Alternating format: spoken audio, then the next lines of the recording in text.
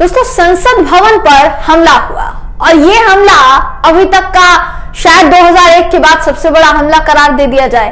हो सकता है आने वाले दिनों में जैसे जैसे जांच में खुलासे होंगे वैसे वैसे सारी चीजें पता चलती रहेंगी। लेकिन सबसे बड़ा सवाल जो खड़ा हो रहा है और शायद हो सकता है दोस्तों उस पर मीडिया आपका ध्यान आकर्षित करवाने से बच रहा हो, वो जो मामला है वो बीजेपी सांसद से जुड़ा है।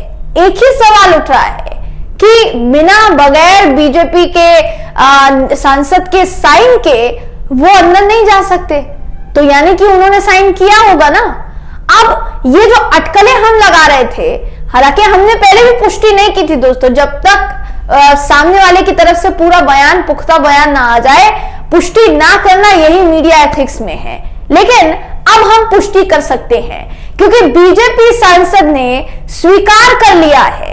जी हां, बीजेपी सांसद ने स्वीकार कर लिया है कि जो आरोपी लोकसभा में हुड़दंग मचा रहे थे वो तमाम आरोपी उन्हीं के निर्वाचन क्षेत्र से हैं और विजिटर पास उन्हीं के उनके साइन थे उस पे। जाहिर सी बात है जो कि आरोपी के पिता को उन्होंने एक विजिटर पास दिया था और उसी विजिटर पास पर वो तमाम आरोपी संसद के अंदर घुसे, यानी उन्होंने स्वीकार किया है कि हाँ विजिटर पास उन्होंने इशू किए थे। दोस्तों, अब ये कितना बड़ा खतरा है जरा आप इसको समझिएगा।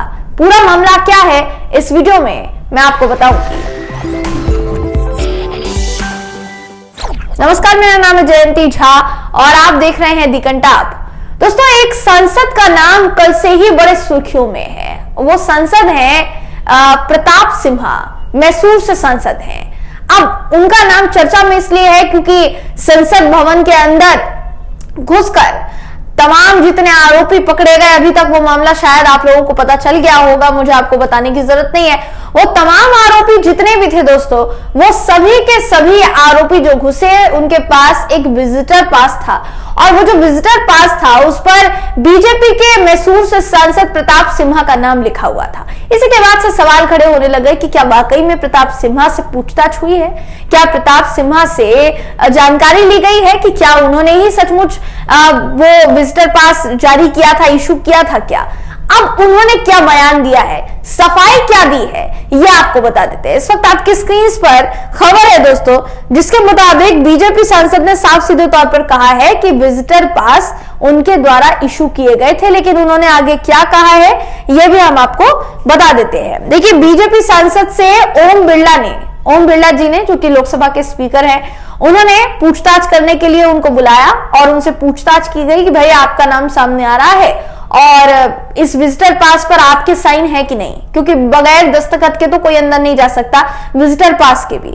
इतनी हाई सिक्योरिटी, चाक चौबंद व्यवस्था, 5-5 बार सिक्योरिटी से गुजरना, ये कोई आम बात नहीं होती दोस्तों। कुछ भी छोटी सी भी भनक लगती है सिक्योरिटी गार्ड्स को तो फिर वो वहीं रोक देते हैं और वो अंदर नहीं जाने देंगे आपको। लेकिन इसलिए सवाल उठ रहा है कि आखिर ये तमाम आरोपी वो गैस स्प्रे लेकर अंदर घुसे कैसे।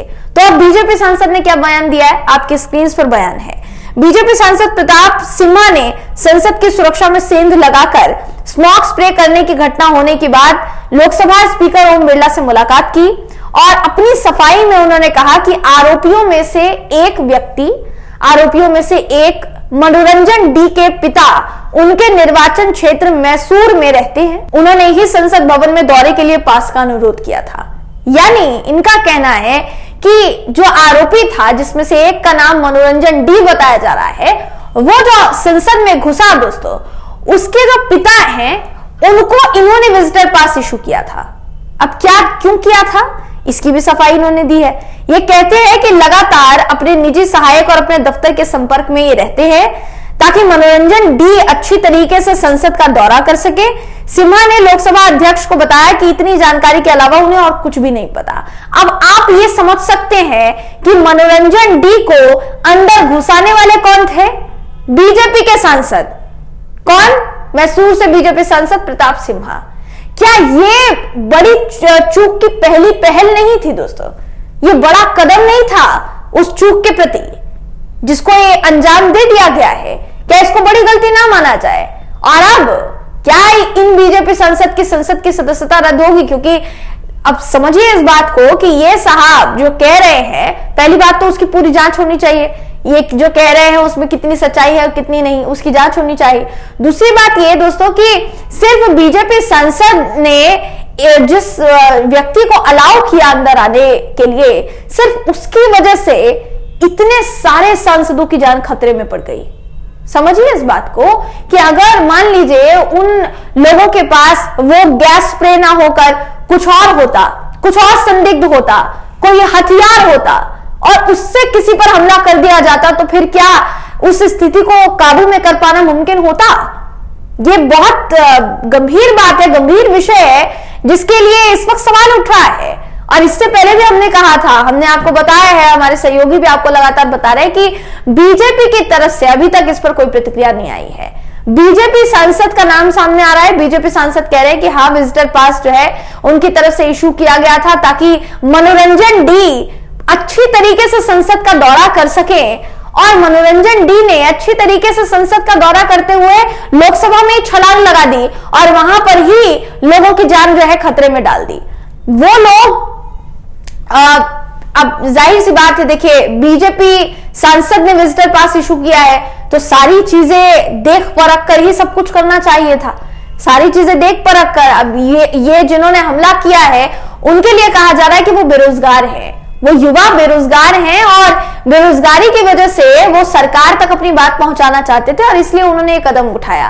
पहली बात तो ये कि अगर आपके पास नौकरी नहीं है तो इसके अलावा भी बहुत से ऑप्शंस हैं आपके पास कि आप सरकार के पास अपनी बात जो है पहुंचा सकते हैं। लेकिन इसके अलावा आप इस तरीके से संसद भवन में छलांग लगाएंगे, कूदेंगे अंदर और लोगों की जान को खतरे में डालेंगे, इसको कहीं से कहीं तक सही नहीं ठहराया जा सकता दोस्तों। ये जो हो रहा है इसको कहीं से कहीं तक जस्टिफाई नहीं किया जा सकता। और बीजेपी सांसद ने जो कहा है वो तो हमने आपको बताया ही है। तो वो खुद कह रहे हैं कि मनोरंजन डी के पिता ने उनसे अनुरोध किया था कि पास जो है वो दिया जाए और पास दे दिया गया मनोरंजन डी को, जिसके बाद उन्होंने इस पूरी घटना को अंजाम दिया है।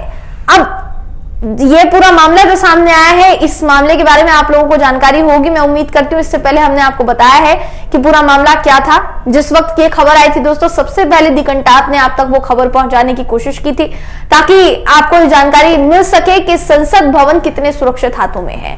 अब इस पूरे मामले की अगर बात की जाए तो जब से हमला हुआ है तब से लेकर अभी तक बहुत से अपडेट इसमें सामने आ चुके हैं, मगर सवाल सिर्फ एक ही उठ रहा है कि बीजेपी सांसद जिन्होंने अब स्वीकार कर लिया है कि हाँ पास जो है उन्हीं की तरफ से दिया गया था, तो फिर क्या हमारे देश की मीडिया एक सवाल या मुश्किल से 2 सवाल पूछ पाएंगी क्या इनसे कि आखिर इन्होंने क्यों किया और बाकी सांसदों की जान के साथ खिलवाड़ क्यों किया गया? क्या ये सवाल खुद बीजेपी पूछ पाएगी अपने बीजेपी के सांसद से? ये बड़ा सवाल है जो हमारे भी दिमाग में कौंध रहा है और निश्चित तौर पर इस वक्त जो भी इस खबर को पढ़ रहा है या देख रहा है उसके दिमाग में कौंध रहा है दोस्तों।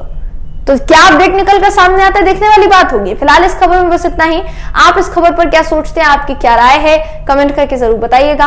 वीडियो अगर आपको पसंद आया हो तो वीडियो को लाइक कीजिए, शेयर कीजिए, चैनल को सब्सक्राइब करना बिल्कुल भी ना भूलें। फिर मुलाकात होगी आपसे अगले वीडियो में, तब तक के लिए नमस्कार।